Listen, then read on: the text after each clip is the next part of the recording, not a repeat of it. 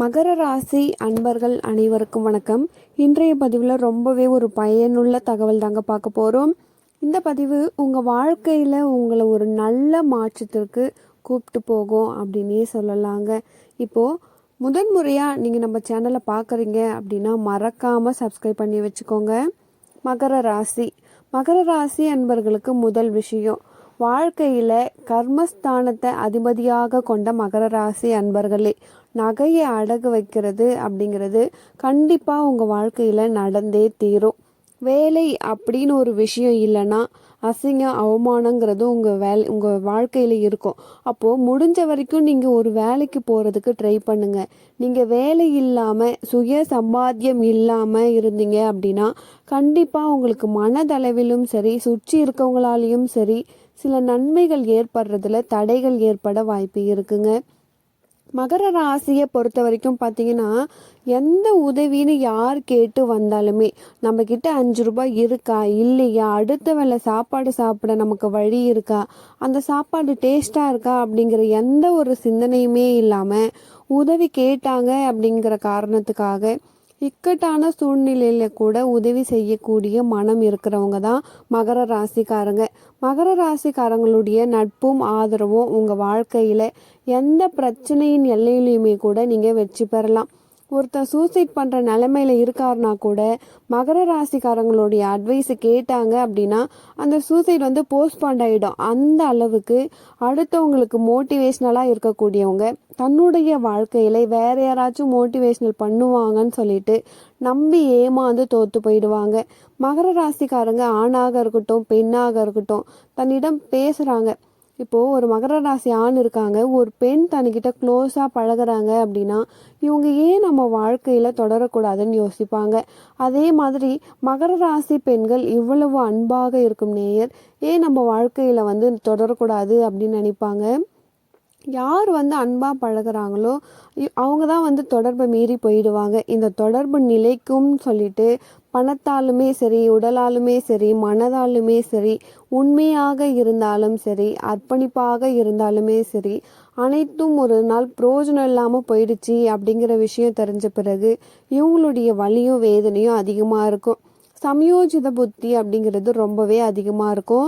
ஃப்யூச்சரில் என்ன நடக்கும், எது பெஸ்ட்டு, தன்னுடைய பாஸ்ட் எப்படி இருந்துச்சு, ப்ரெசண்ட்டில் நம்ம என்ன செய்யணும் அப்படிங்கிற ஒரு ஞானம் இருந்தாலுமே கூட தன்னுடைய தனிப்பட்ட வாழ்க்கை அப்படிங்கிற விஷயத்தில் ரொம்ப கவனமாக இருக்கிறவங்க ஒரு சிலரை நம்பும்போது மட்டும் சில இடங்களில் தடுமாறி விடுறாங்க. இதுதான் இவங்க வாழ்க்கையில் ஒரு பிரச்சனை. இப்போ ஒரு காவல்துறையில் இருக்காங்க, ஒரு அரசியலில் இருக்காங்க, எந்த ஒரு துறையில் வேலையில் இருந்தாலுமே அதை எளிதில் திறம்பட அமைக்கக்கூடியவங்களா இருந்தாலுமே வீட்டில் நடக்கக்கூடிய ஒரு சின்ன பிரச்சனையை கூட சமாளிக்க தெரியாமல் போராடுவாங்க. காரணம் இவங்க தான் சம்மந்தப்பட்ட பிரச்சனை அப்படின்னும் பொழுது அதில் கேர்டேக் எடுத்துக்க மாட்டாங்க. இப்போது இவங்க சாப்பிடல அப்படின்னு நம்ம சொல்லிட்டோம்னா 5 கிலோமீட்டருக்கு அப்பால் இருந்தாலுமே வாங்கிட்டு கொடுப்பாங்க, ஆர்டர் போடுவாங்க, அதுக்காக கடன் கூட வாங்குவாங்க. இதுவே இவங்க 5 அடி தூரத்தில் இருக்க சாப்பாடை சாப்பிடாம தன்னுடைய உடம்பை கெடுத்து கொள்றவங்களும் இந்த மகர ராசிக்காரங்க தான். இப்போது நம்ம சொல்லக்கூடிய அடுத்த விஷயம், எந்த ஒரு விஷயமும் எதிர்பார்த்த உடனே ஆசைப்பட்ட உடனே கிடைச்சிரும், இதில் நம்ம உண்மையாக இருந்தால் அது நமக்கு முழுவதுமாக கிடைச்சிரும் அப்படிங்கிற ஒரு நம்பிக்கை இவங்களுக்கு இருக்கக்கூடாது. 90% நீங்கள் ஒரு விஷயத்தை முடிச்சிட்டாலும் அந்த 10% சாதகமாக முடிஞ்சிரும் அப்படின்னு நீங்கள் நினைக்காதீங்க. இது நெகட்டிவாக இருக்கலாம், ஆனால் நீங்களே யோசிச்சு பாருங்களேன்.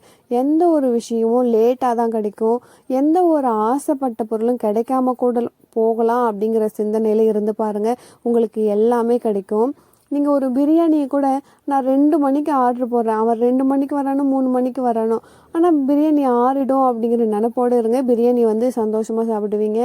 நான் ஆர்டர் போட்டேன் கரெக்டாக வந்துடுவீங்க அப்படின்னு நினச்சிங்கன்னா அது வரவே வராது. அப்போது உங்களுக்கு ஒரு மன கஷ்டம் வரும். இது மட்டும் இல்லாமல் சொத்து விஷயங்கள், கூட பிறந்தவங்க, ஏன் பெற்ற தாய் தகப்பன்கள் கூட இந்த மகர ராசிக்கு மேலே ஒரு முழுமையான நம்பிக்கை வச்சிருக்க மாட்டாங்க. ஒரே பிள்ளையாக மகர ராசி இருந்தாங்கன்னா ஒரு 70-80% பாசம் இருக்குமே தவிர 3 இல்லை 4 பிள்ளைகளாக இருக்கும் பட்சத்தில் மகர ராசி எவ்வளவுதான் உண்மையாக இருந்தாலும் அதை விட 10% தாண்டி வேற குழந்தைங்க மேலே தான் பாசம் வைப்பாங்க. காரணம் மகர ராசி என்றைக்குமே வெளிப்படையாக அந்த நேரத்தில் உடனே பேசிடுவாங்க. அதுதான் பிரச்சனை. தன்னுடைய மனசில் என்ன தோணுதோ அதை உடனே பேசிடுவாங்க. அதை யாருமே அவ்வளோ சீக்கிரமாக எடுத்துக்கொள்ளவே மாட்டாங்க. ஸோ நீங்கள் நடித்து வாழுங்கன்னு சொல்லலை. உங்களுடைய இயல்பான குணத்தை, இடம், பொருள், ஏவல் அதை கொண்டு போய் சேருங்க. நீங்கள் எல்லாமே வெளிப்படையாக இருக்கவே இருக்காதீங்க. நல்ல ஆளுமை திறன் உடையவங்க மகர ராசிக்காரங்க. நல்ல பவர், ஒரு பெரிய லெவலில் இருப்பாங்க. அடுத்த ஒரு 10 மனுஷங்களை கூட ஹேண்டில் பண்ணக்கூடிய கெப்பாசிட்டி இருக்குது. யாரையுமே எழுத்து பேசாமலோ எடுத்தெறிஞ்சு பேசாமலோ சுலபமாக அந்த வேலை வாங்கக்கூடிய தன்மை இருக்கிறாங்க. இப்போது ஒரு ஆர்கனைசேஷனில் 100 பேர் இருக்காங்கன்னா அந்த 100 பேருக்கும் ஹெட்டாக மகர ராசிக்காரங்க இருப்பாங்க. ஆனால் இவ்வளவு ஹெட்டாக இருக்கிறவங்க அடுத்தவங்களுடைய மனநிலையை ரொம்ப ஈஸியாக ஜட்ஜ் பண்ணிடுவாங்க. அந்த ஜட்ஜ் பண்ணுறது அவங்க இப்போ ஒருத்தவங்களை இன்டர்வியூ பண்ணி அவங்கள எப்படி தெரிஞ்சுக்கிறோம். ஆனால் மகர ராசிக்காரங்களை பொறுத்த வரைக்கும் ஒருத்தவங்களை பார்த்த அந்த நிமிடத்திலேயே அந்த முக அமைப்பையும் பேச்சு திறனையும் நடவடிக்கையும் வச்சு அவங்கள புரிஞ்சுப்பாங்க. இவ்வளோ டேலண்ட்டாக இருக்கிறவங்க பர்சனல் லைஃப்பில் ஏமாந்துடுறாங்க. காரணம் என்ன அப்படின்னா, அந்த பர்சனல் லைஃப்பில் அவங்களுக்கு ஒரு சோக்கர் கார்டு அப்படின்னா அது அன்பு. அந்த சோக்கர் கார்டு அன்பு அவங்கள காலி பண்ணிடுது. இவ்வளோ டேலண்ட் இருக்கவங்க ஏமாந்துட்டாங்களா அப்படின்னா கண்டிப்பாக இவ்வளோ டேலண்ட் இருக்கக்கூடிய மகர ராசிக்காரங்க தான் திருமணத்தில் ஏமாறுறாங்க. இவ்வளோ டேலண்ட் இருக்க இந்த மகர ராசிக்காரங்க தான் திருமணத்தில் ஏமாறுறாங்க. இவ்வளோ டேலண்ட் இருக்கக்கூடிய மகர ராசிக்காரங்க தன்னுடைய பணத்தை கூட ஏமாந்துடுறாங்க. கூட பிறந்தவங்க கிட்ட சொத்தை ஏமாறுறாங்க. தாய் தகப்பன் பாசத்திற்காக சொத்தை விட்டு குத்துட்டு பொண்டாட்டிக்கிட்ட சண்டை போட்டுக்கிட்டு ஏதோ ஒரு மூலையில் கண்ணுக்கு தெரியாமல் வாழ்ந்துக்கிட்டு இருக்காங்க. நிறைய சொந்த பந்தங்கள் நட்புகளை நகர்த்தி வைத்து விட்டு வெளிநாட்டில் வாழக்கூடிய மகர ராசிக்காரர்கள். காரணம் என்னென்னா, உள்ளுக்குள்ளே ஆராய்ஞ்சு பார்த்தீங்கன்னா ஏதோ ஒரு இடத்துல அவங்க மனசில் பட்ட வேதனை தான். இப்போது இவங்க மனசில் பட்ட வேதனையை அவ்வளோ சீக்கிரமாக வெளியே சொல்லவே மாட்டாங்க. ஆனால் ரணங்கள் 1000, வேதனைகள் 1000 அதிகமாக இருக்கும். மகர ராசிக்காரங்களுக்கு ஒன்றே ஒன்று, உங்கள் மனசில் இருக்கக்கூடிய பாரத்தை இறக்கி வச்சுடுங்க. உங்களால் ஒரு 10 பேர் சந்தோஷமாக இருக்க போகிறாங்க. வீட்லேயும் சரி அலுவலகத்துலேயும் சரி உங்களை சுற்றி இருக்கவங்க உங்களால் தான் சந்தோஷமாக இருக்கும் பொழுது நீங்கள் வெளிப்படையாக சிரிக்கவே சிரிக்காதீங்க.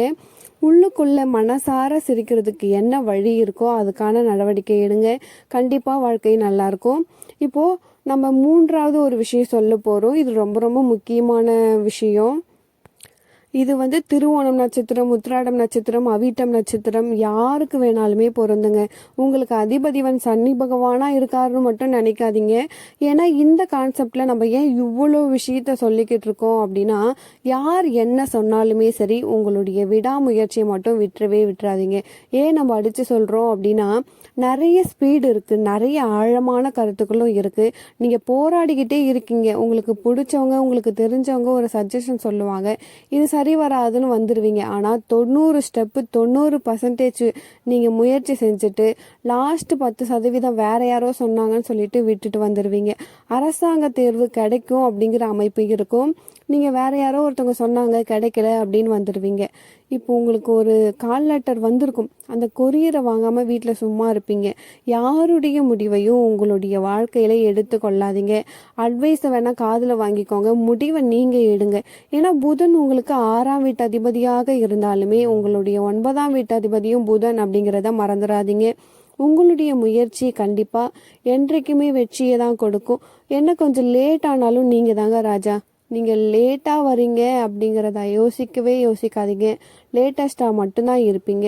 ஸோ உங்களால் தனி முயற்சி, உங்களால் தனி செயல்பாடு, உங்களால் வெற்றி பெறக்கூடிய அனைத்து விஷயங்களும் இருக்குது அப்படிங்கிறத நம்புங்க. இறைவனருள் அதிகமாக இருக்கக்கூடிய ராசி இந்த மகர ராசி. புத பகவானை அதிகமாக வணங்குனீங்க அப்படின்னா வாழ்க்கையில் ஒரு நல்லதொரு வாய்ப்பு, நல்லதொரு மாற்றம் கண்டிப்பாக உங்களுக்கு ஏற்படும். இன்னும் ஒரு முக்கியமான விஷயம் இருக்குது, அது நம்ம அடுத்த பதிவில் பார்க்கலாம். இந்த பதிவு உங்களுக்கு பயனுள்ளதாக இருந்திருக்கும். மீண்டும் ஒரு நல்ல பதிவில் உங்களை சந்திக்கிறேன். இதுக்கு முன்னாடி முக்கியமான 3 விஷயங்கள் பதிவு போட்டிருக்கோம். அது இன்னும் பார்க்கல அப்படின்னா மறக்காமல் பாருங்கள். மீண்டும் ஒரு நல்ல பதிவில் உங்களை சந்திக்கிறேன். நன்றி.